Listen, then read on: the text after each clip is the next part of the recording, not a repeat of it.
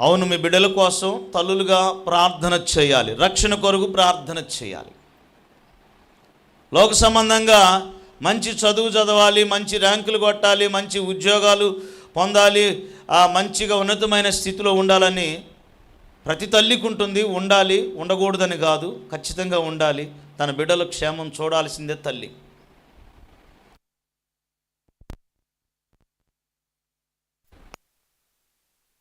కుటుంబం కొరకు ప్రార్థన చేస్తూ ఉన్న వాళ్ళు ఎంతమంది ఉన్నారు? బిడ్డల కోసం ప్రార్థన చేస్తున్న వాళ్ళు ఎంతమంది ఉన్నారు? ప్రార్థించే విధముగా మనం ఉండాలి. పర్లేదు, అక్కర్లేదు, ప్రార్థించే విధముగా ఉండాలి. ప్రార్థించే తల్లులు అవసరం. బిడ్డల రక్షణ కొరకు లోక సంబంధమైన ప్రేమ విషయంలో తల్లి బిడ్డల ప్రేమ స్వచ్ఛంగా కనబడతా ఉంటుంది. తల్లి ప్రేమ బిడ్డల విషయంలో, దైవ సంబంధమైన విషయంలో వారి రక్షణ కొరకు కూడా ప్రార్థన చేసే ఆత్మీయ తల్లులు ఉండాలి. ఆత్మీయ తల్లులు ఉండాలి. రోమపత్రిక 16వ అధ్యాయములో ఒక మంచి తల్లులు అక్కడ కనబడుతూ ఉంటారు, రోమపత్రికలో కనబడుతూ ఉంటారు.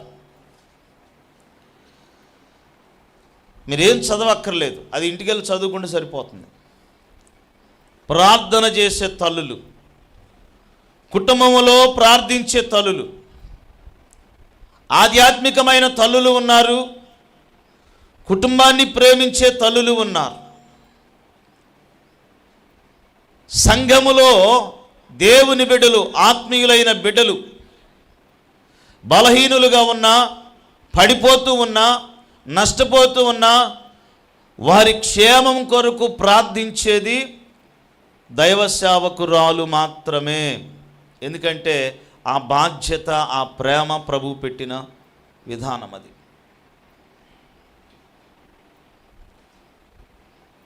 ఈరోజు తల్లుల దినోత్సవం కాబట్టి తల్లి గురించే మాట్లాడుతున్నాను.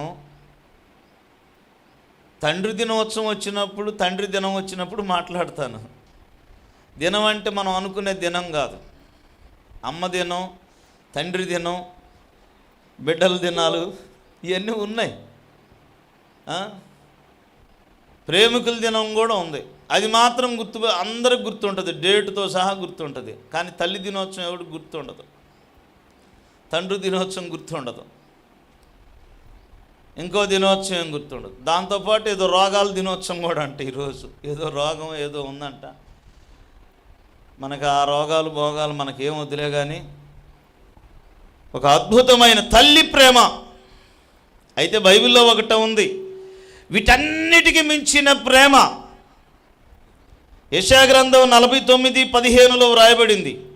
స్త్రీ తన గర్భమున పుట్టిన బిడ్డను కరుణింపకుండా తన చంటి పిల్లలను మరుచునా, వారైనా మరుచుదురేమో కానీ నేను మాత్రం మరవను. అద్భుతమైన మాట. తల్లి కూడా, తల్లి ప్రేమకు మించిన ప్రేమ, తల్లి ప్రేమకు మించిన ప్రేమ యేసు ప్రేమ. అన్ని ప్రేమలకు మించిన ప్రేమ యేసు ప్రేమ. యేసు ప్రేమలో ఏ మాత్రం కూడా లోపం ఉండదు. స్వచ్ఛమైన నిర్మలమైన ప్రేమ. ఇప్పుడు రిబ్కా ఉంది, ఏశావు యాకోబులు ఉన్నారు. చిన్నోడిని బాగా చూసుకుంటే పెద్దోడితో ఏముందిలో అనుకుంటుంది. కాస్త లోపం కనిపించింది తల్లి ప్రేమలో. కానీ స్వచ్ఛమైన ప్రేమే, కానీ కాస్త లోపపు ఇష్టమైన ప్రేమ. కానీ దేవుని ప్రేమ అండోయ్, దేవుని ప్రేమ తల్లైనా మరుచునేమో కానీ నేను మాత్రం మరను. తల్లి అయినా మరుచునేమో. ఆ ప్రేమ ఎలాంటిది అంటే యేసు ప్రేమ లోక సంబంధమైన ప్రేమలన్నిటికన్నా, తల్లి ప్రేమ కన్నా, తండ్రి ప్రేమ కన్నా, ప్రేమికుల ప్రేమ కన్నా, స్నేహితుల ప్రేమ కన్నా, లోక సంబంధమైన ఏ ప్రేమ, వాటన్నిటికి మించిన ప్రేమ యేసు ప్రేమ. వీటన్నిటికీ. అందుకే నేను కూడా ఒక పాట రాశా, మరువలేనిది యేసుని ప్రేమ, మార్పులేనిది శాశ్వత ప్రేమ. మరువలేనిది యేసుని ప్రేమ, మార్పులేనిది శాశ్వత ప్రేమ. రాతి గుండెను మార్చిన ప్రేమ. ఏడు ఆర్కెస్ట్రా అబ్బాయి కనపడతలేదే, నువ్వు దూరంగా కూర్చుంటే అట్టా, నువ్వు దగ్గరకు రావాలైతే. దేవునికి స్తోత్రం చూద్దాం గట్టిగా, హల్లెలూయా. దేవుని ప్రేమ మాత్రం స్వచ్ఛమైన ప్రేమ. ఆ ప్రేమను పొగుడుతూ రాశాను, ప్రేమా యేసుని ప్రేమా, ప్రేమా యేసుని ప్రేమా, మరువలేనిది యేసుని ప్రేమా, మార్పులేనిది శాశ్వత ప్రేమ. ఆయన ప్రేమలో ఏ మాత్రం కూడా తేడా లేనిది.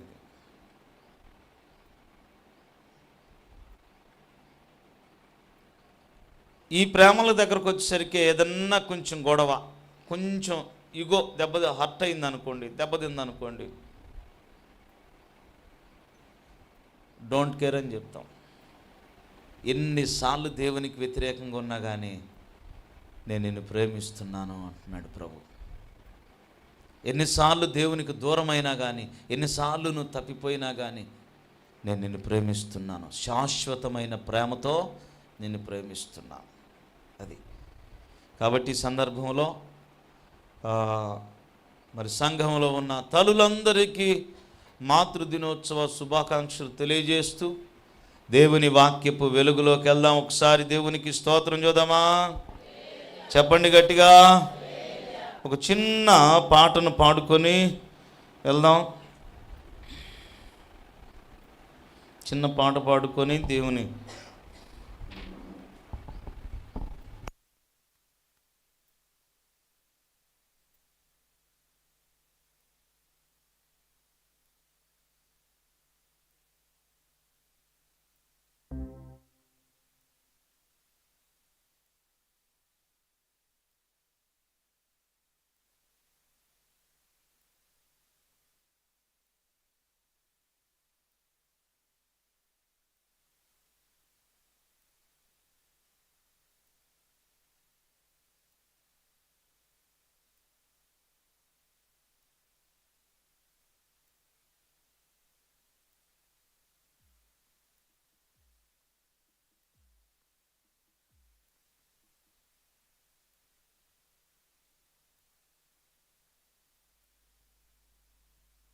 స్తోత్రం.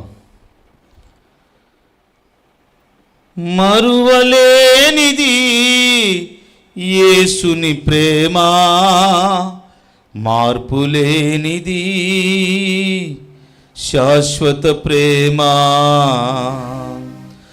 మరువలేనిది యేసుని ప్రేమ, మార్పులేనిది శాశ్వత ప్రేమ. అంతరంగము మార్చిన ప్రేమ, అంతములేని యేసుని ప్రేమ. అంతరంగము మార్చిన ప్రేమ, అంతములేని యేసుని ప్రేమ. ప్రేమ యేసుని ప్రేమ, ప్రేమ యేసుని ప్రేమ, మరువలేనిది యేసుని ప్రేమ, మార్పులేనిది శాశ్వత ప్రేమ.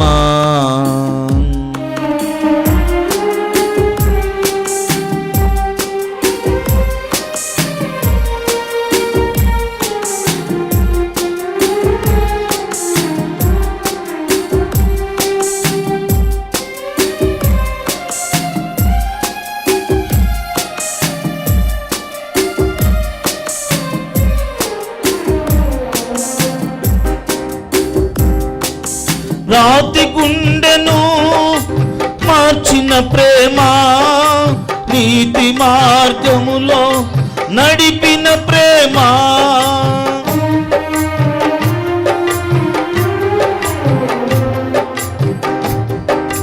రాతి గుండెను మార్చిన ప్రేమ, నీతి మార్గములో నడిపిన ప్రేమ, మార్గము సత్యము యేసుని ప్రేమ,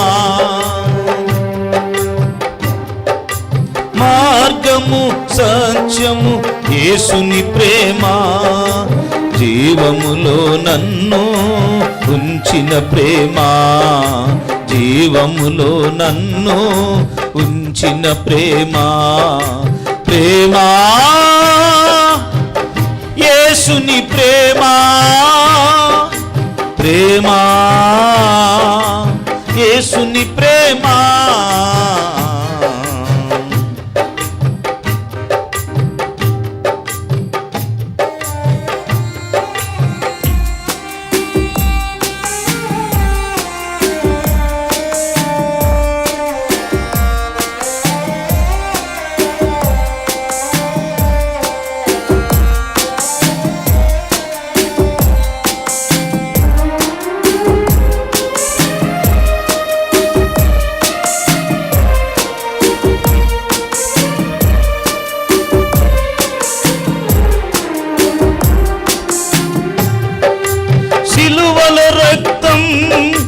కాచిన ప్రేమ, పులువల కలుషం కడిగిన ప్రేమ,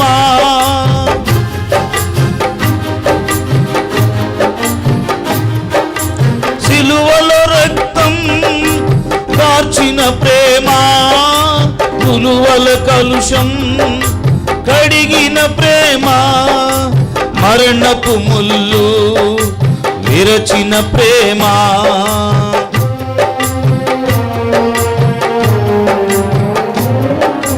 మరణపు ముల్లు విరచిన ప్రేమ, శాశ్వత రక్షణ వసగిన ప్రేమ, ప్రేమ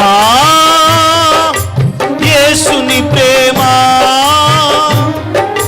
ప్రేమ యేసుని ప్రేమ,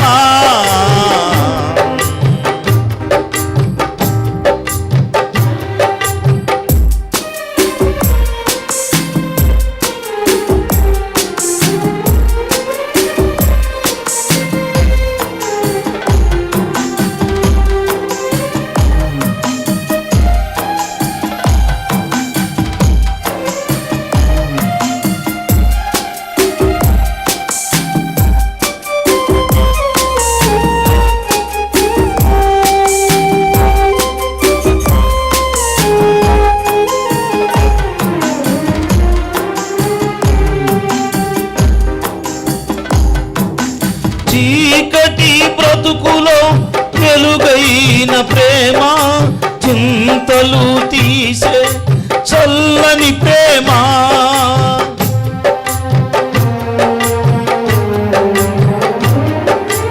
చీకటి బ్రతుకులో వెలుగైన ప్రేమ, చింతలు తీసే చల్లని ప్రేమ, చంతకు చేర్చే చెరగని ప్రేమ,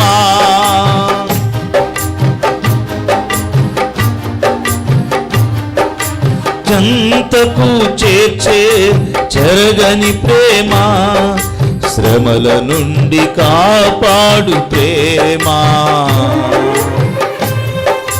శ్రమల నుండి కాపాడు ప్రేమ, ప్రేమ యేసుని ప్రేమ, ప్రేమ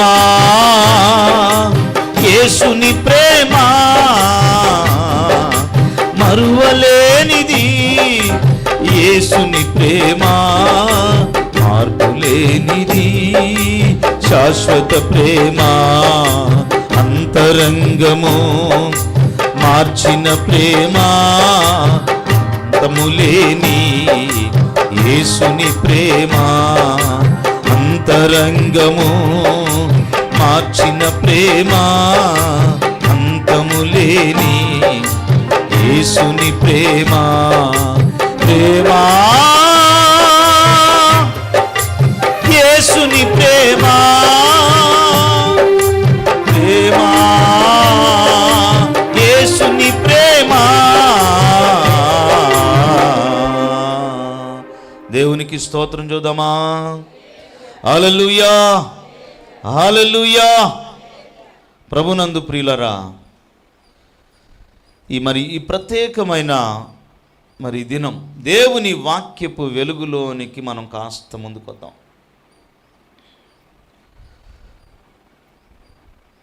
చదవబడిన భాగము ఒక అద్భుతమైన సందేశాన్ని మనకు నేర్పిస్తూ ఉంది.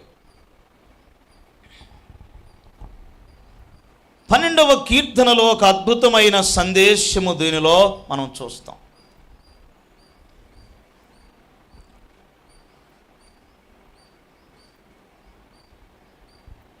ముచ్చటగా 3 మాటలని చెప్పుకునే రోజు పోయింది. ఇప్పుడు వీలైతే 2 మాటలు, ఈ 2 మాటలు చెప్పుకొని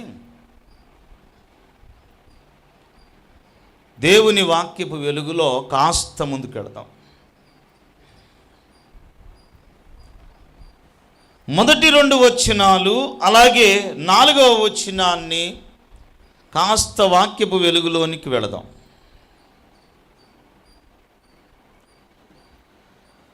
నన్ను రక్షించు, భక్తి కలిగిన వారు లేరు, విశ్వాసులు అనబడిన వారు నరులలో లేరు అని ఇక్కడ 12వ కీర్తనలో ఒక బాధకరమైన విషయాన్ని భక్తుడు జ్ఞాపకం చేస్తూ ఉన్నాడు. కొన్నిసార్లు దేవుని సేవకుడు ఒంటరిగా నిలబడవలసి వస్తుంది. ఇది చాలా కష్టంగా ఉంటుంది. దేవుని సేవకులు ఒంటరిగా నిలబడవలసి వస్తుంది. అలాగే కొన్ని సందర్భాలలో కుటుంబ వ్యవస్థలో కూడా కొంతమంది ఒంటరిగా నిలబడవలసి వస్తుంది.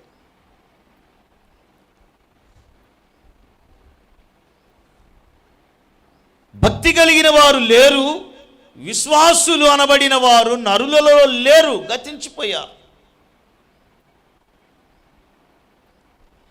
సంఘములో విశ్వాసులు కనబడాలి, సంఘములో ప్రార్థించేవారు కనబడాలి, సంఘములో పరిచర్య చేయవారు కనబడాలి, సంఘము దేవునితో సహవాసము చేసేవారిగా ఉండాలి.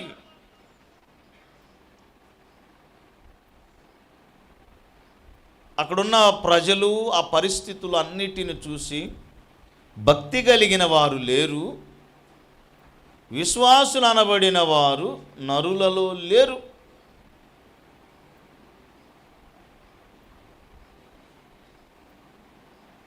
ప్రార్థించేవాళ్ళు లేరు. ఒక చోట ఒక ప్రార్థనకు పిలిచారు. వీళ్ళెవరూ సిద్ధపడలేదు. ఇంటోళ్ళు సిద్ధపడలేదు, పెళ్లి కూతురు సిద్ధపడలేదు, వచ్చిన వాళ్ళు సిద్ధపడలేదు, నన్ను మాత్రం సిద్ధపరిచారు. రండి రండి రండి అని. సరే వెళ్ళాను, అక్కడ చూస్తూ ఉన్నాం. పావుగంట అయింది, అరగంట అయింది, ఎవరు రాట్లా, దరిదాపుగా గంట అవుతుంది.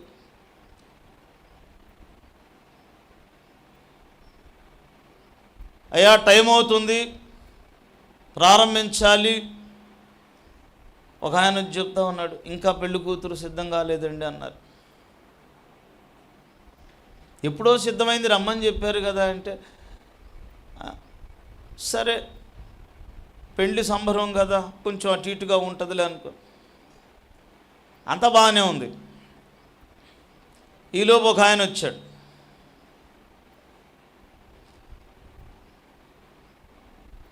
పాస్టర్ గారు మీరు 4 పాటలు పాడండి.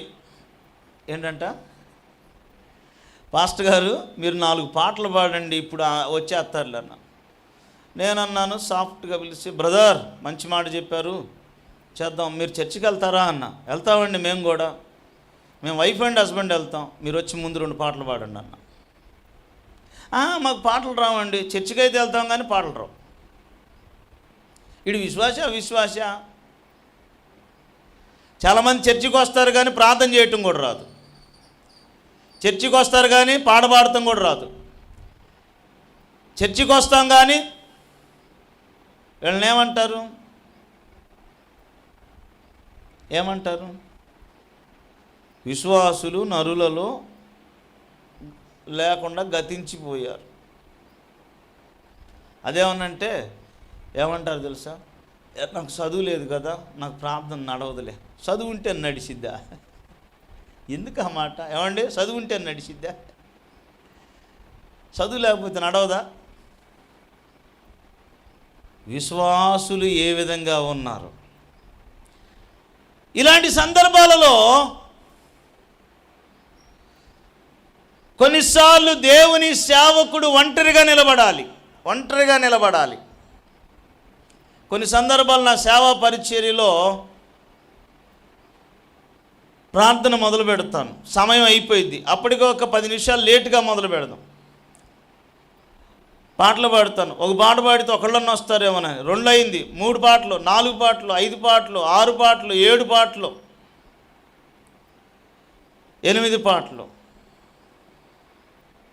అప్పటికి దరిదాపు గంట అయిపోయింది. పాడి అలుపు వచ్చింది. సరే ప్రార్థన చేస్తే వస్తారేమోనని పాటలు పాడుకున్నాం, వాక్యానికి ధ్యానం చేద్దామని ప్రార్థన చేయటం మొదలుపెట్టాను. 1/2 గంట దేవునికి స్తోత్రం చెప్పాను, ఏమి లేదు. సరే 1/2 గంట తర్వాత దేవుని వాక్యం మొదలుపెట్టా, ఏమీ లేదు. లాస్ట్లోనే తగులు వస్తారేమోనని చివరి ప్రార్థన చేసుకుందాం అనుకో, ఏమీ లేదు. ఇప్పుడు మనుషుల్ని ఏమనాలి? విశ్వాసులు గతించిపోయారు. సేవకుడు ఒంటరిగా నిలబడాలి. మన కుటుంబంలో కూడా ఒంటరిగా నిలబడవలసిన పరిస్థితులు వస్తాయి. విశ్వాసులు అవిశ్వాసులు, దేవునిని ఎరిగిన వారు, దేవునిని ఎరగని వారు, ప్రార్థించేవారు, ప్రార్థన లేనివారు.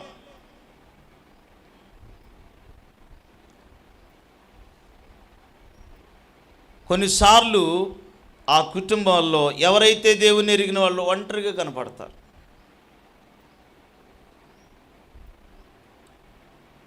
దేవుణ్ణి ఎరిగిన బిడ్డలు కూడా దేవునికి దూరం అవుతున్నారంటే వాళ్ళు విశ్వాసి కాదు, గతించిపోతున్నారని ప్రభువు ఇక్కడ మాట్లాడుతూ ఉన్నాడు. ఈ ఉదయకాల సమయంలో మనం ఏ స్థితిలో ఉన్నాం? ఒక పరిశీలనలోనికి రావాలి. ఆదికాండము 7వ అధ్యాయం 1వ వాక్యములో ఈ తరము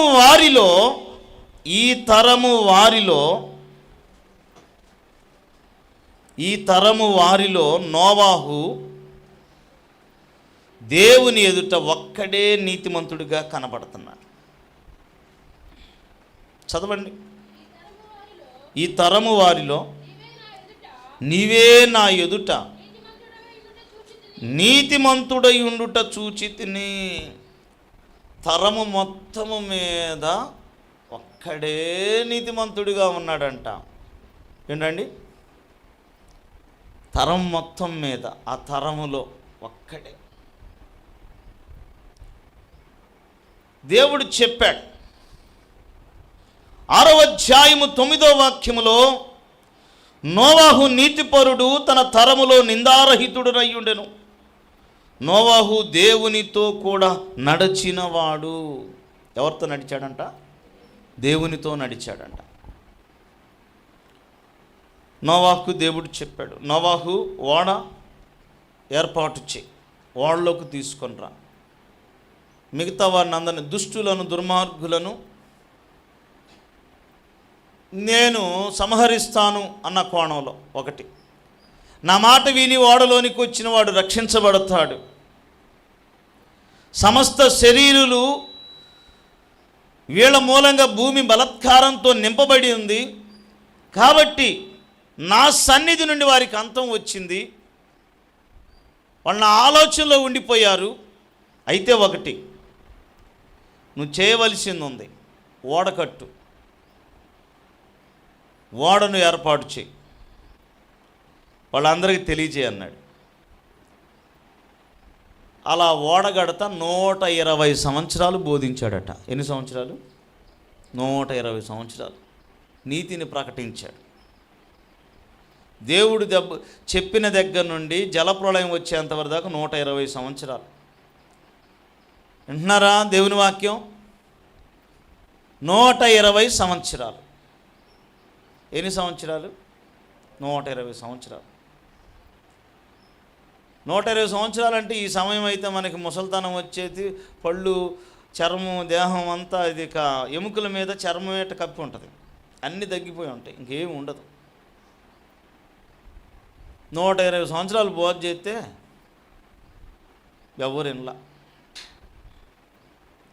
అంటే సంఘాల్లో దేవుని వాక్యం సంవత్సరాల తరబడి వింటున్నా కానీ హృదయం దేవునికి ఇవ్వకుండా బ్రతికేవాళ్ళు ఒక లెక్క. 120 సంవత్సరాలు చెప్పి చెప్పి చెప్పి 1 సంవత్సరం పోయింది, 2 సంవత్సరాలు, 3 సంవత్సరాలు పోయింది, చెబుతానే ఉన్నారు మార్పు ఏమన్నా వచ్చిద్దేమోనని. 30 సంవత్సరాలు, 60 సంవత్సరాలు, 90 సంవత్సరాలు, 100 అయింది, 110 అయింది, 115, 120. నోవాహు నువ్వు అక్కడే కనపడ్డావురా, నేను చెప్పినట్టు వచ్చే అందరికి పశువులు అన్నీ వచ్చినాయి, లోనకు తలుపు తీయంగానే అన్నీ వచ్చినాయి. కానీ మనిషి మాత్రం నోవాహు ఒక్కడే కుటుంబం, షేము, హాము, యాపేతు వాళ్ళ భార్యలు, నోవాహు భార్య 80 ఓడలోకి వెళ్ళారు. ప్రభు తలుపేశాడు. ఎందుకంటే ప్రభు తలుపేస్తే ఎవడు తీసేవాడు లేడు, ఆయన తీస్తే వేసేవాడు ఎవడికి దమ్ము ధైర్యం లేదు. ఆయన అనుగ్రహించే రక్షణను పోగొట్టుకుంటే ఇచ్చేవాడు ఎవడు లేడు. ఆయన ఇచ్చే రక్షణ పరలోకానికి తీసుకుని వెళుతుంది. ఒక్కడివే నీతిమంతుడివి. నోవాహుతో చెప్పాడు, ఎందుకంటే భూమి బలాత్కారంతో నింపబడి ఉంది. ఆయన చెప్పినట్టు చేశాడు. దేవుడు న్యాయాధిపతి, అందరికీ చెప్తాడు. ఈ స్వార్థ ప్రకటన ఎందుకో తెలుసా? దేవుడు న్యాయాధిపతి, అందరికీ చెప్తాడు, చెప్పి చేస్తాడు.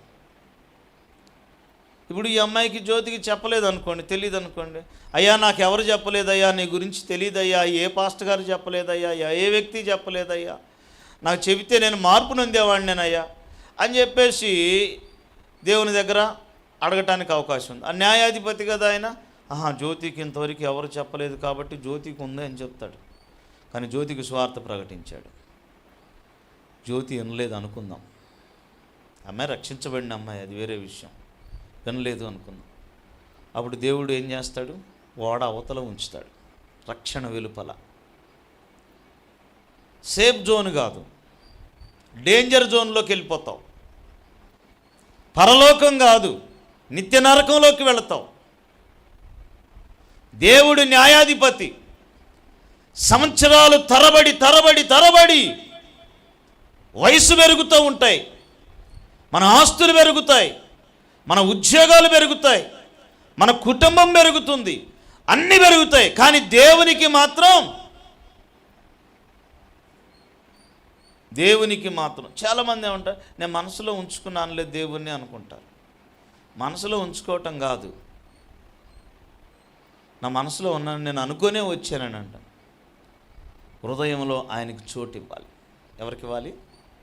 దేవునికి హృదయంలో చోటు ఇవ్వాలి. అయితే సత్యం ఎక్కడుంటుంది? న్యాయం ఎక్కడుంది? యెషయా గ్రంథం 59వ అధ్యాయము 19వ వాక్యం, 59:14, క్షమించండి 14వ వాక్యం. యెషయా గ్రంథం, బైబిల్ ఉన్న వాళ్ళందరూ తీయాలి. న్యాయమునకు ఆటంకము కలుగుచున్నది, నీతి దూరంగా ఉంది, సత్యము సంత వీధిలో పడింది, ధర్మము లోపల ప్రవేశింప నేరదు. ధర్మం ఏడుందంట? లోనికి రావట్లేదు.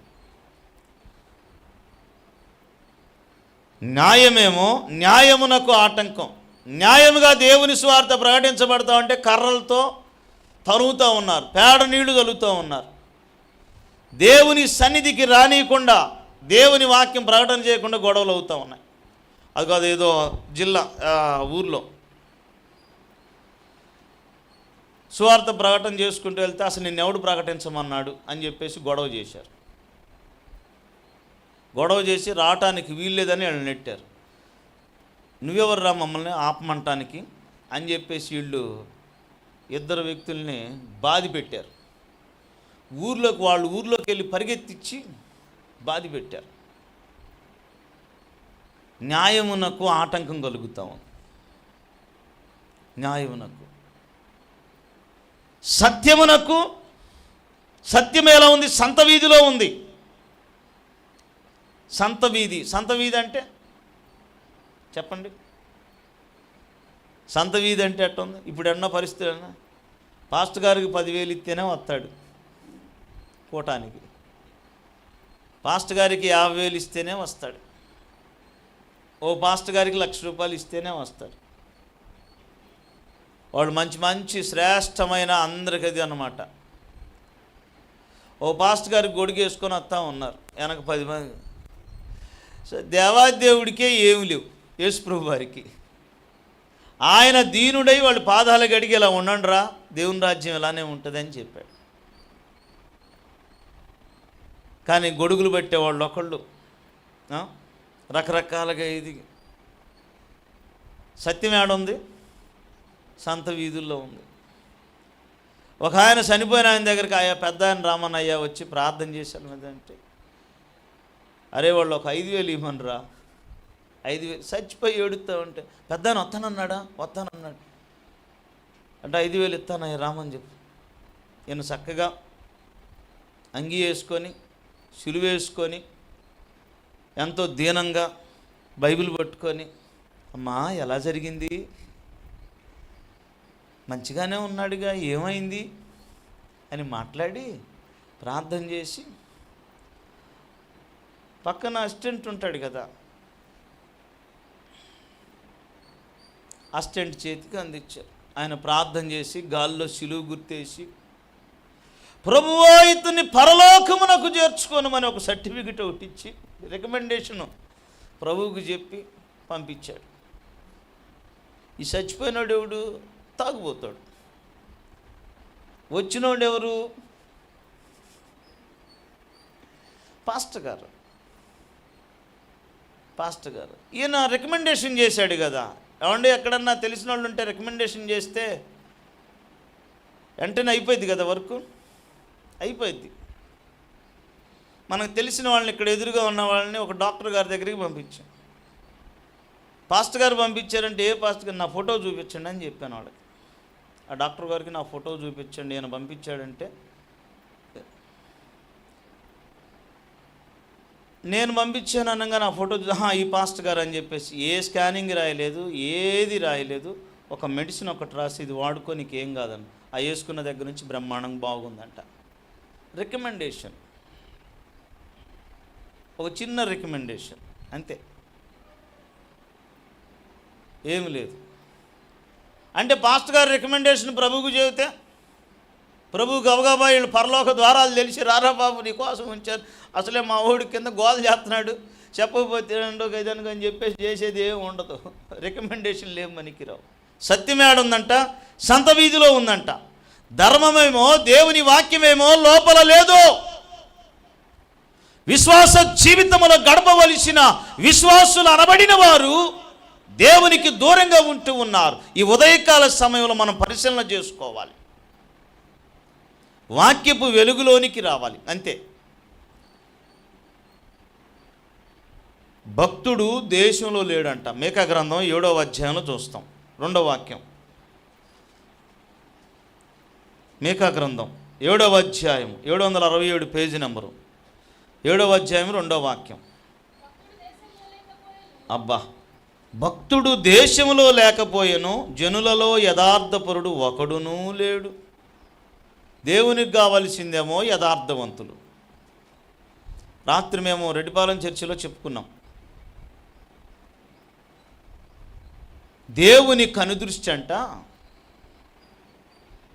నీతిమంతులను యథార్థవంతులను చూడటానికి సంచారం చేస్తూ ఉందంట దేవుని కనుదృష్టి.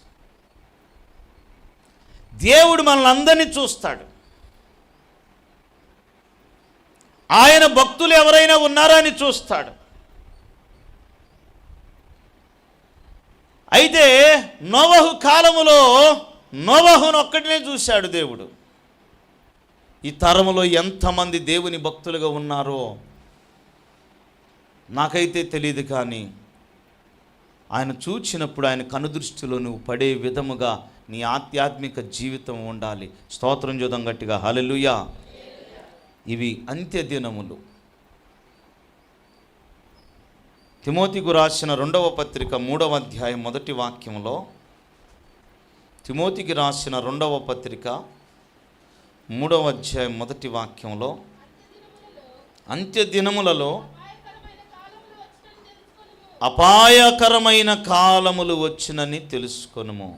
ఎలాగనగా మనుష్యులు స్వార్థప్రియులు, ధనాపేక్షులు, బింకములాడువారు, అహంకారులు, దూషకులు, తల్లిదండ్రులకు అవిధేయులు, కృతజ్ఞత లేనివారు, అపవిత్రులు, అనురాగరహితులు, అతిద్వేషులు, అపవాదకులు, అజితేంద్రియులు, క్రూరులు, సజ్జనద్వేషులు, ద్రోహులు, మూర్ఖులు, గర్వాంధులు, దేవుని కంటే సుఖానుభవం ఎక్కువగా ప్రేమించువారు, పైకి భక్తి గలవారి వలె ఉండియు దాని శక్తిని ఆశ్రయించని వారునై ఉందురు. ఇట్టి వారికి విముఖుడువైడు. అంత్య దినములలో అపాయకరమైన కాలం. ఇవి చివరి దినాలు. ప్రభు రాబోతా ఉన్నాడు. ప్రభువు చెప్పినట్లుగానే అక్కడక్కడ యుద్ధములు, అక్కడక్కడ కరువులు, అక్కడక్కడ భూకంపములు, జనం మీదకి జనం, రాజ్యం మీదకి రాజ్యం, కుటుంబాలలో అలాగే సమాజంలో అనేక విధములైన పోరాటాలు జరుగుతూ ఉన్నాయి. అంత్య దినాలు. ఈ అంత్య దినాలలో ఇలా జరుగుతూ ఉంటే మనుషులు ఎలా ఉన్నారంట? స్వార్థప్రియులు, ధనాపేక్షులు, బింకములాడువారు, అహంకారులు, దూషకులు, అవిధేయులు, కృతజ్ఞత లేనివారు, అనురాగరహితులు, అపవిత్రులు, అజితేంద్రియులు, అతిద్వేషులు, క్రూరులు, సజ్జన ద్వేషులు. ఎన్ని లక్షణాలు చూడండి, ఎన్నున్నాయో. అతిద్వేషులంటే ఎక్కువగా ద్వేషించేవాడు. సజ్జన ద్వేషులంటే మంచిని ద్వేషించేవాడు. దేవుని వాక్యం మంచిగా చెబుతూ ఉంటే ఆ దేవుని వాక్యాన్ని ద్వేషించేవాడు. అతిద్వేషులు దేవుణ్ణి ఎరిగి కూడా దేవుని వాక్యాన్ని, దేవుని బిడలను ద్వేషిస్తూ ఉండేవాళ్ళు. స్వార్థప్రియులు. స్వార్థం, నేను అనే ఒక అహం, నేను అనే ఒక గర్వం, నేను అనే విధానం, అపవిత్రమైన జీవితం, మంచిని ద్వేషిస్తూ క్రూరత్వం కలిగి గర్విష్ఠులుగా ఉంటూ దేవుని కంటే సుఖానుభవము మేమే అనుభవించాలి, దేవుడు కాదు. పైకి భక్తి కానీ దేవుని శక్తి లేనివారుగా ఉన్నారు. పైకి భక్తి, దేవుని శక్తి లేనివారు. విశ్వాసులు నరులలో లేరు, గతించిపోతున్నారు. దేవుని ప్రేమ దూరం అయిపోతుంది. దగ్గరగా వస్తున్న దేవుని ప్రేమను, ఆ ప్రేమను దూరం చేసుకుంటున్నారు. ప్రభు ఇంకనూ ప్రేమిస్తూనే ఉన్నాడు. ప్రభు ఇంకనూ మనలను శాశ్వతమైన తన కృపతో ప్రేమిస్తూనే ఉన్నాడు. కానీ విశ్వాసులు అనబడిన వారు నరులలో లేరు. ఇది తగ్గించున్నాను కొంచెం. ఎలా ఉన్నారంటే ఒకరితో ఒకరు అబద్ధం, మోసకరమైన మనస్సు, ఇచ్చకములాడు పెదవులు, దేవునికి ఇష్టము లేని విధముగా. అయితే మనం దేవుని బిడ్డలము.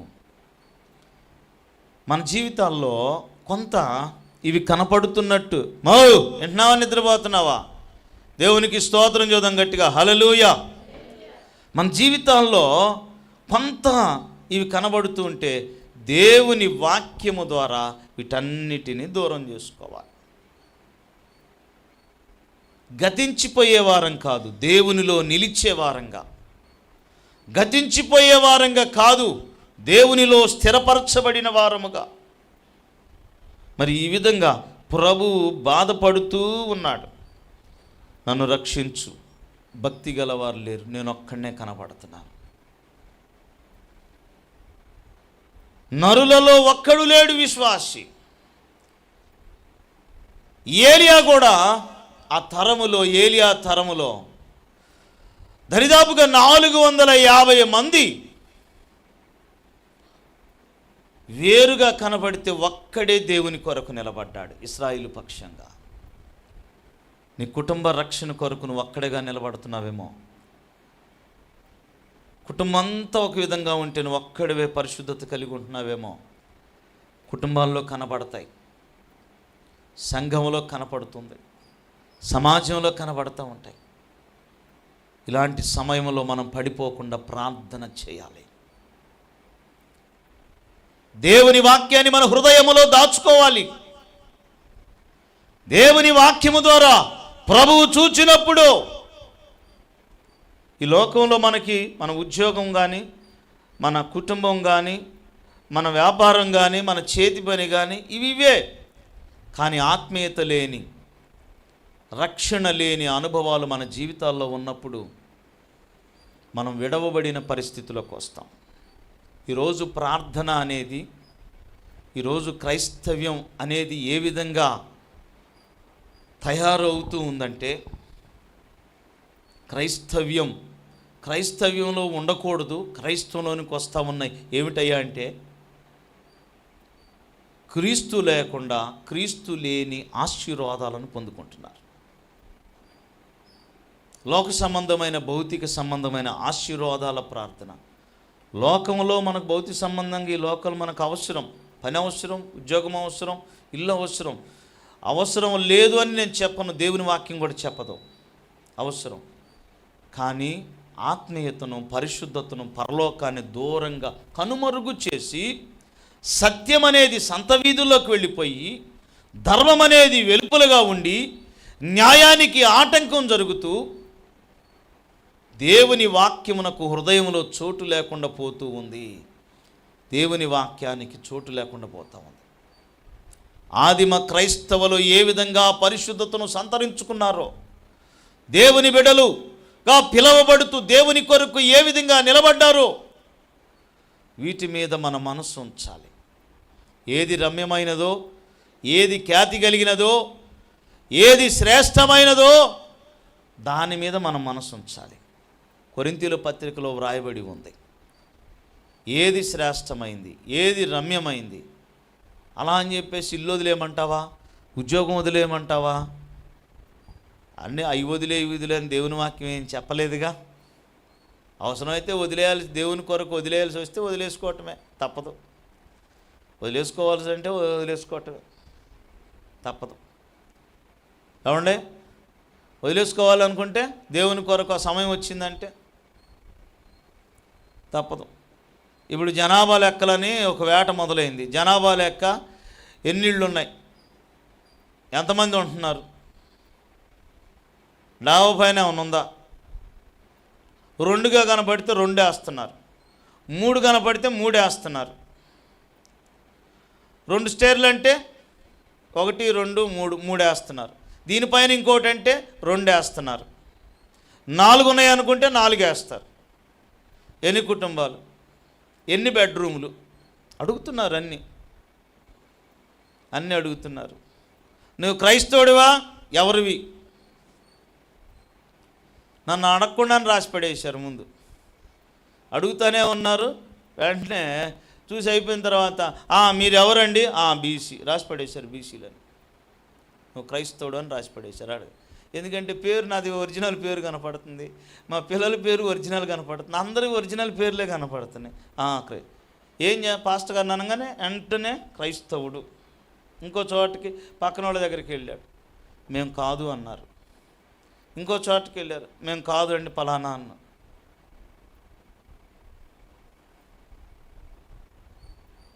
ఇప్పుడు దేవుని కొరకు నిలబడవలసి వస్తే ఇదే జరుగుతూ ఉంది. ఇప్పుడు అన్ని పునాదులు ప్రారంభమైనవి కాబట్టి దేవుని కొరకు నిలబడవలసి వస్తే నిలబడాలి. ఆ సమయంలో దేవుని కొరకు వదులుకోవలసి వస్తే వదులుకోవటమే. నీకు పరలోకం కావాలా, ఈ లోకంలో ఉద్యోగం కావాలంటే ఏమని చెప్తారు? ఏమని చెప్తారు? నిజం చెప్పండి, ఏం చెప్తారు? పరలోకమేనా? ఏం కావాలి?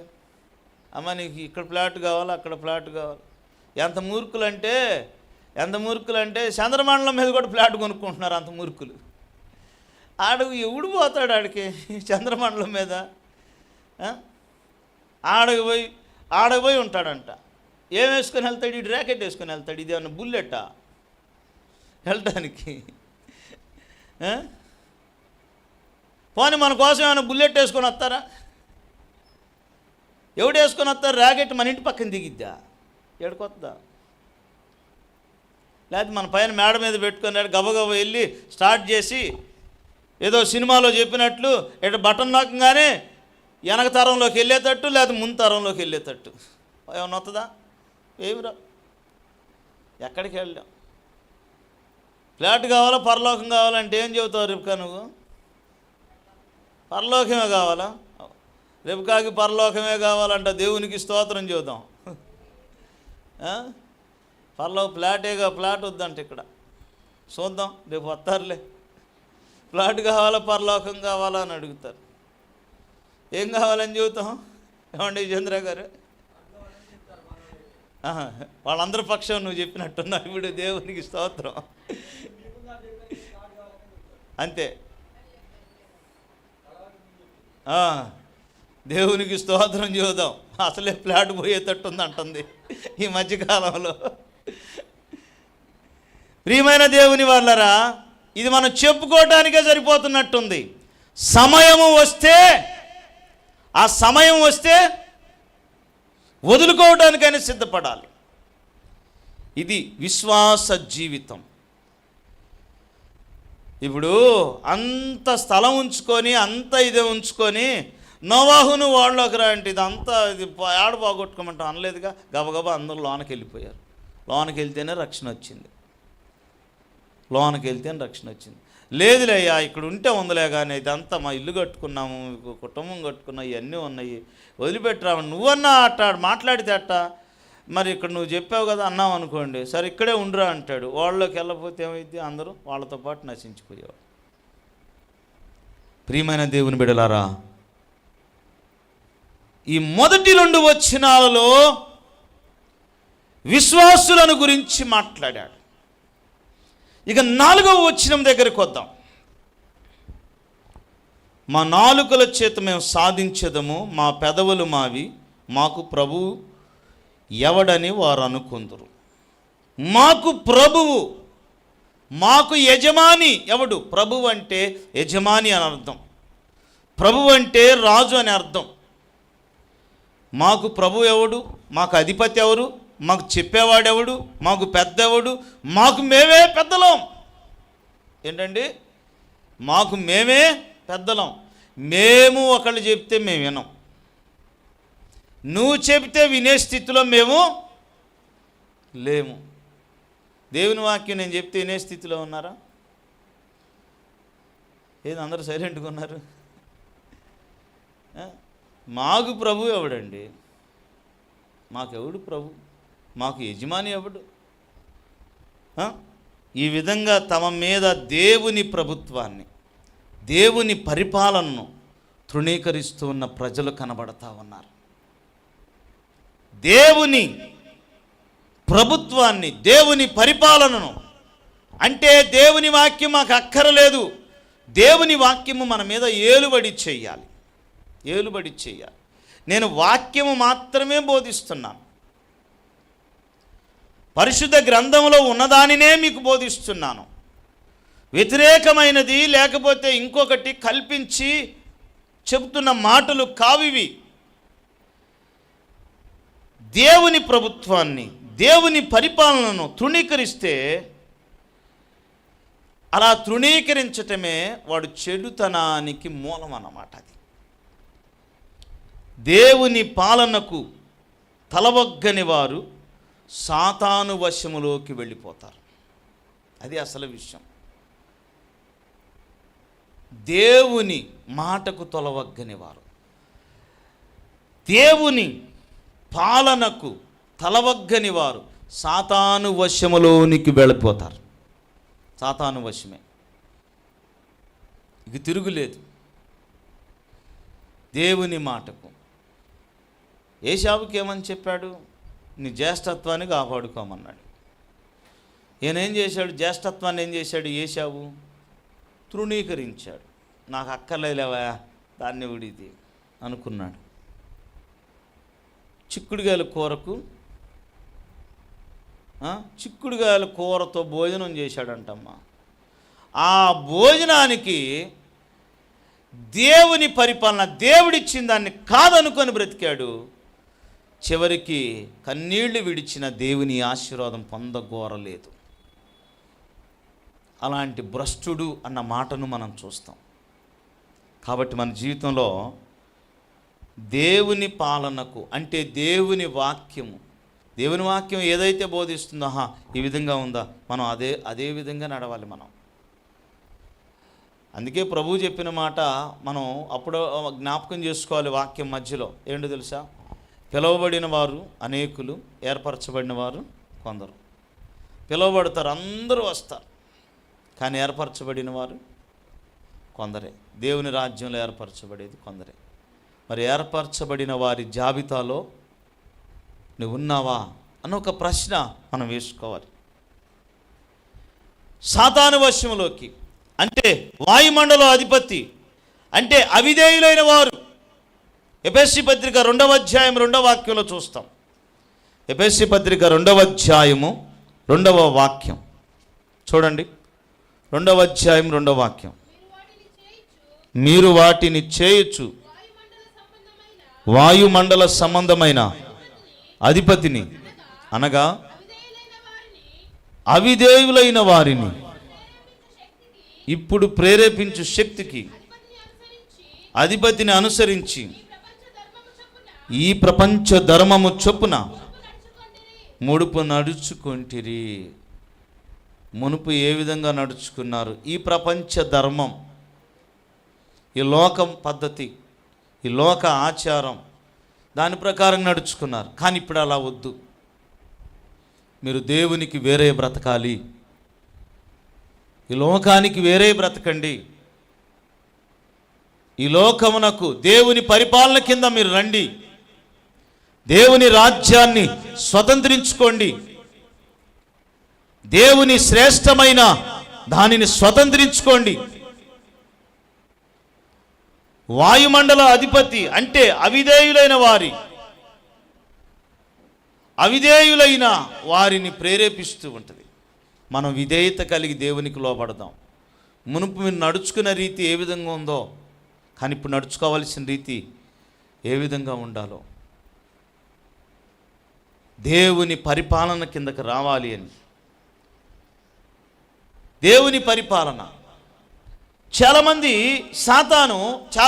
సాతానుగాడు ఏం ఉంటాడంటే అనేక విధాలుగా ఇబ్బంది పెడతా ఉంటాడు, అనేక విధములైన పోరాటాలు తీసుకొస్తూ ఉంటాడు. పేతురు తన పత్రికలో రాస్తాడు. పేతురు 2వ పత్రిక ముగింపుకు వచ్చేసాం. పేతురు 2వ పత్రిక 2వ అధ్యాయము 9వ వచనం, 9-10. భక్తులను శోధనలో నుండి తప్పించుటకును, దుర్నీతి పరులను, ముఖ్యముగా మలినమైన దురాశను కలిగి, అంటే భ్రష్టమైన దురాశలు కలిగి శరీరానుసారముగా నడుచుకొనొచ్చు, ప్రభుత్వమునంటే దేవుని మాటలను, దేవుని ప్రభుత్వాన్ని నిరాకరించచ్చు, శిక్షలో ఉంచబడిన వారిని తీర్పు దినం వరకు కావలిలో ఉంచుటకును ప్రభువు సమర్థుడు. చూడండి, ఇక్కడ మలినమైన దురాశలు, భక్తులను శోధనలో నుండి తప్పించుటకు,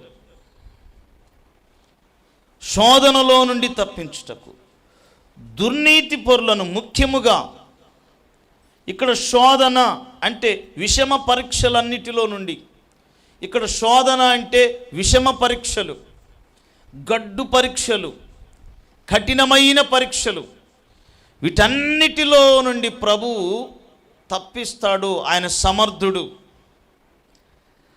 అయితే దేవుని ప్రభుత్వాన్ని, దేవుని మాటను నిరాకరిస్తూ ఉండేవారి గతి ఏ విధంగా ఉంటుందో, అందుకే యాకోబు పత్రికలో మొదటి అధ్యాయం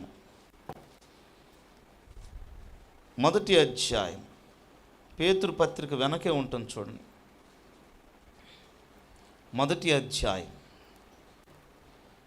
2:4 వచ్చిన, సహోదరులారా, మీ విశ్వాసమునకు కలుగు పరీక్ష ఓర్పును పుట్టించునని ఎరిగి, చాలండి, విశ్వాసమునకు కలుగు పరీక్ష దేవునిలోనికి వస్తూ ఉన్నప్పుడు, ముందుకు వస్తూ ఉన్న అనేకమైన పరీక్షలు కుటుంబములో ఎదుర్కోవాలి. అనేకమైన విషమ పరీక్షలు, శోధనలు మన జీవితంలో ఎదుర్కోవాలి. సమాజంలో నుండి ఎదుర్కోవాలి. లోక సంబంధమైన వాటి నుండి ఎదుర్కోవాలి. అయితే ఈ విశ్వాసమునకు కలుగు పరీక్ష అంటే దేవునిలోను కొనసాగుతున్నావా, కొనసాగింపు లేకుండా ఉందా ఈ పరీక్ష. ఓర్పును పుట్టించునని ఎరిగి మీరు నానా విధములైన శోధనలో పడునప్పుడు అది మహానందము అని ఎంచుకొనుడి.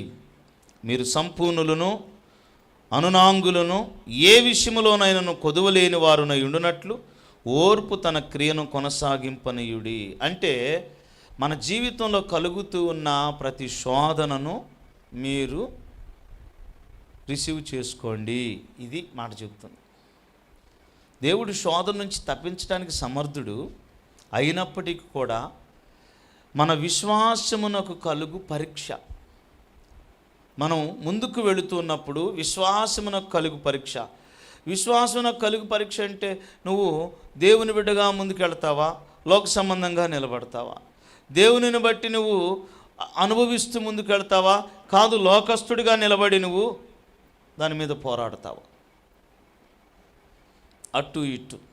కాబట్టి కొన్ని విషయాలు ఏ విధంగా ఉంటాయంటే, మనము విశ్వాసమునకు, మన జీవితంలో మన విశ్వాసమునకు కలుగు పరీక్ష.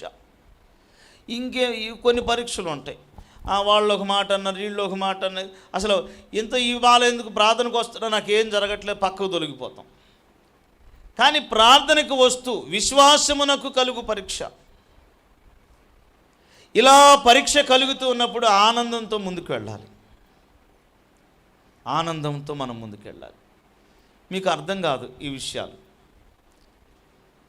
ప్రార్థన చేసేవాళ్ళకి అర్థమవుతాయి. వాక్యం ప్రకారంగా నడిచేవారికి అర్థమవుతాయి. లోక సంబంధమైన ఆశీర్వాదాల ప్రార్థన అంటే ప్రార్థన చేస్తే ఏదో జరిగిపోయింది, ప్రార్థన చేస్తే ఏదో పొందుకున్నాం, ప్రార్థన చేస్తే ఏదో దొరికింది, ప్రార్థన చేస్తే ఇదైపోయింది. అవును, ఈ ప్రార్థన చేస్తే దొరికింది, ఇంతవరకే ఉంటుంది.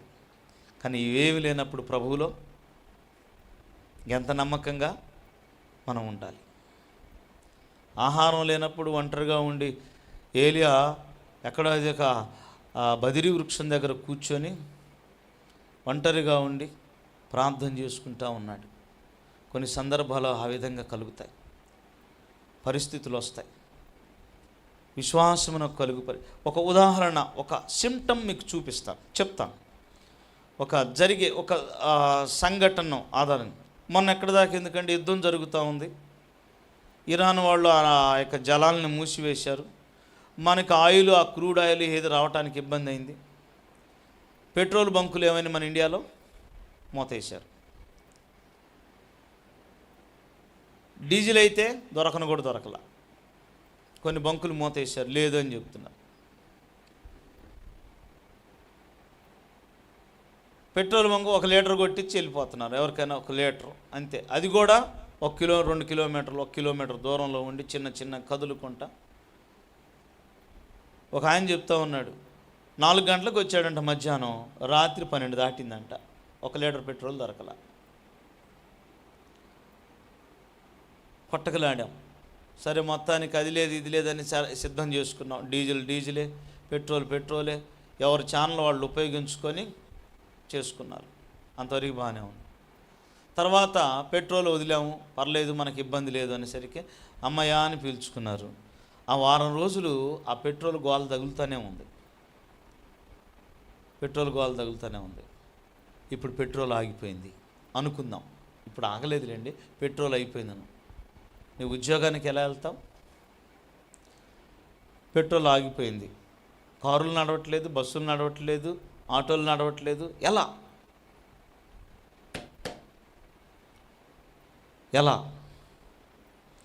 ఉండోయ్ వింటున్నారా? ఎలా? పెట్రోల్ కరువు వచ్చింది, ప్రయాణాలు తగ్గిపోయినాయి. ఇప్పుడున్న ధాన్యం, ఉన్న స్టాక్ ఉంది. మనకి ఏదైనా కానీ రవాణా సౌకర్యం ఉంటేనే పాల పదార్థాలు, రవాణా సౌకర్యం ఉంటేనే కూరగాయలు, రవాణా సౌకర్యం ఉంటేనే ఆహార పదార్థాలు. రవాణా ఆగిపోయింది అనుకోండి, వీడి దగ్గర ఉన్న బియ్యం 1500 రూపాయలు కట్టానంటే 2000 చేస్తాడు, కొంటాం. 3000 చేస్తాడు, కొంటాం. బియ్యం కట్ట 5000 అన్నాడు అనుకోండి, 25 కేజీలు కొంటామా?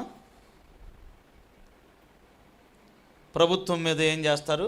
అయ్యా మాకు ధాన్యం కావాలి. మళ్ళీ 25 కేజీలు గట్ట 10,000 అయినా కానీ డబ్బులు ఉండాలిగా, పేదవాడికి పని చేసుకుంటేనే. మొత్తం ఆగిపోయింది పరిస్థితి. కరువు అనేది వచ్చింది. ఇప్పుడు ఎలా? పరిస్థితులు ఏంటి? అన్నీ మూసుకొని పోయి ఉన్నాయి, అన్ని ద్వారాలు క్లోజ్ అయిపోయినాయి. పరిస్థితి ఏంటి? అంత మాత్రమే కాదు, ఇంకొక విషయం, ఆహారం లేదు. ఇక ప్రభుత్వం దిగి వస్తుంది. నీకు ఇదిగో రిప్కా, మీ ఇంట్లో ఎవరున్నారయ్యా, నా కార్డు, మీకు ఒక 5 కేజీలు, మీకు ఒక 5 కేజీలు, మీకు ఒక 5 కేజీలు, ఇంకో మీకు ఒక 10 కేజీలు, అలా వరుసగా ప్రభుత్వం దిగి వస్తుంది. ఉన్నట్టుండి ఇస్తాం. ఈ దేశంలో మనకు క్రైస్తవుల వలన ఎలాంటి మేలు జరగలేదు, ఇవ్వటానికి లేదని ప్రభుత్వం జీవో మొత్తం రద్దు చేయబడి వెంటనే క్రైస్తవులకు ఇవ్వకూడదని వచ్చింది. అప్పుడు ఎలా? కరువేగా. మనకు పెట్రోల్ ఉండదు, ఆహారం ఉండదు, ఏముండదు. ఇవన్నీ ఆగిపోయినాయి, రవాణా సౌకర్యాలు ఆగిపోయినాయి. కరెంటు వాడుకుంటున్నాం, కరెంటు కట్టలేదు, బిల్లు కట్ చేస్తాడు, వాడుకోవటానికి లేదు. కరెంటు ఉండదు, ఆహారం ఉండదు, ఏముండదు. ఇప్పుడు వరకు నిన్ను నమ్ముకున్నందుకు మాకు ఇచ్చిన శాస్తి మాకు బాగా జరిగింది. నేను నమ్ముకున్నందుకు ఆ పరలోకం ఎవ్వడు చూడలా. ఆయన ఏదో చెప్పాడు, బ్రతికున్నంత కాలం పరలోకం ఉంది అని చెప్పి మమ్మల్ని భ్రమలోకి నెట్టి మా దగ్గర అంతా దోచుకొని తిన్నారని పాస్టర్ గారుల మీద పడతారు. ఇప్పుడు ఏం చేయాలి? దోచుకొని తిన్నారని పడతారు. ఇక లేదు, మీకేం చేసింది ఇప్పుడు ప్రభుత్వం? బియ్యం ఇవ్వాలి, అన్నీ ఆగిపోతాయి. ప్రభువులో కొనసాగాల, ప్రభు లేకుండా బియ్యం తెచ్చుకోవాలా? ఇప్పుడు ఫ్లాట్ కావాలా, పరలోకం కావాలంటే మాకు వద్దు, ఫ్లాట్ వద్దు, పరలోకం కావాలి, ఉన్నది జాలే అని చెప్తావు. మరి ఇప్పుడు ఏం కావాలి నీకు? ఏం కావాలి చెప్పండి. విశ్వాసులు గతించిపోతున్నారు శోధనకు, విశ్వాసులు బలహీనతకు గతించిపోతా ఉన్నారు, రోగమునకు గతించిపోతున్నారు, పరిస్థితులను బట్టి గతించిపోతున్నారు. కాబట్టి ప్రియమైన దేవుని బిడ్డలారా, మీకు జ్ఞాపకం చేస్తూ ఉన్నాను, మనం గతించిపోయే వారంగా కాదు, క్రీస్తులో నిలబడగలిగిన వారముగా, ప్రతి పరిస్థితి అన్నిటిలో కూడా దేవుని మీద ఆధారపడిన వారుగా, ఇలాంటి పరిస్థితులన్నిటిలో దేవుడు చూచినప్పుడు నోవాహు కనపడ్డాడు. మరి దేవుడు మనల్ని చూస్తూ ఉన్నప్పుడు ఇలాంటి పరిస్థితులు రాబోతూ ఉన్నాయి. ఇదొక సూచన మనకి. అమెరికా ఇరాన్ యుద్ధం భయంకరం జరుగుతూ ఉంది. ఇరాన్ ఇజ్రాయెల్ దేశం భయంకరంగా జరుగుతూ ఉంది. పక్కన లెబనాను జోర్డాన్ మీద యుద్ధం జరిగింది. మొన్నటిదాకా గాజాని మట్టం చేసి పడేశారు. ఆర్థిక సంక్షోభం, పరిస్థితులు తలకిందులవుతూ ఉన్నాయి. ప్రభుత్వాలు పతనం కాబోతూ ఉన్నాయి. ఎప్పుడైతే బలహీనపరచబడుతుందో వెంటనే ఇతర దేశం ఆ దేశాన్ని స్వాధీనం చేసుకోవటానికి, ఆ దేశం మీద ఆధిపత్యం చెలాయించడానికి వెంటనే ఇంకొక దేశం దీని మీద యుద్ధం చేయటాన్ని ప్రకటించి, మేము చెప్పినట్టు వింటేనే నీ లావాదేవీలు జరుగుతాయి, లేకపోతే లేదు. యుద్ధం. అందుకే జనముల మీద జనం, రాజ్యం మీదకి రాజ్యం, భూకంపాలు, కరువులు, కాటకాలు, విపత్తులు, ఇవన్నీ ప్రభు రాబోతున్నాడు. మనం సంపాదించిన ఉద్యోగము, ఆస్తి, అంతస్తు ఏది కూడా మన వెంట రాదు. మనం నిర్మించుకున్నది ఏది రాదు. కానీ పరలోకంలో మనం నిర్మించుకున్న ఇల్లు మాత్రమే ఉంటుంది. అందుకనే నరులలో, సంఘాలలో, కుటుంబాలలో, సమాజములో విశ్వాసులు గతించిపోకూడదు, నిలబడాలి. నీ కుటుంబం కొరకు నువ్వు నిలబడాలి, సంఘం కొరకు నిలబడాలి. ప్రభువు రాబోతూ ఉన్నాడు. తలలు వంచండి, ప్రార్థన చేద్దాం. ప్రభువా నీకు వందనాలు. 2 విషయాలు తండ్రి. సంఘములో సేవకుడు ఒంటరిగా నిలబడవలసిన పరిస్థితి అని, కుటుంబంలో ఒంటరిగా నిలబడవలసిన పరిస్థితులు వస్తాయని దేవుడు చూస్తున్నాడు. నువ్వు చూస్తున్నావని మేము జ్ఞాపకం చేసుకున్నాం.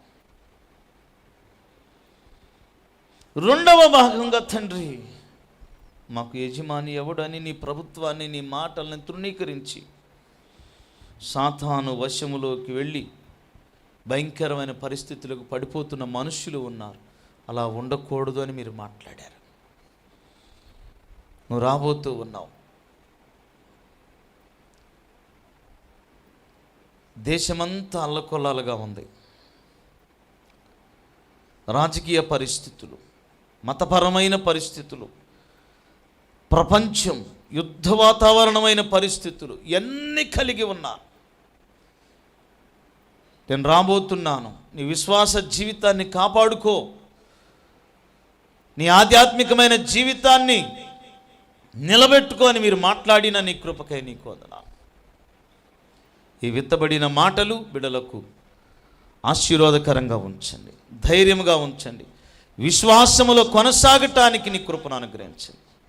నీ హస్తము తోడుగా ఉంచి విశ్వాస జీవితములో ముందుకు సాగుతూ లోకానికి వేరై నిన్ను కలిగి విశ్వాసహీనులుగా కాకుండా, విశ్వాస భ్రష్టులుగా కాకుండా, సంఘము విశ్వాసములో అత్యధికమైన ఆశీర్వాదం నువ్వు అనుగ్రహించే శ్రేష్టతలోనికి నడిపించబడటానికి నీ కృప దయచేయండి. ఈ మాటలు దీవెనగా ఉంచమని యేసు నామమును బట్టి అడుగుచున్నాము తండ్రి. ఆమేన్.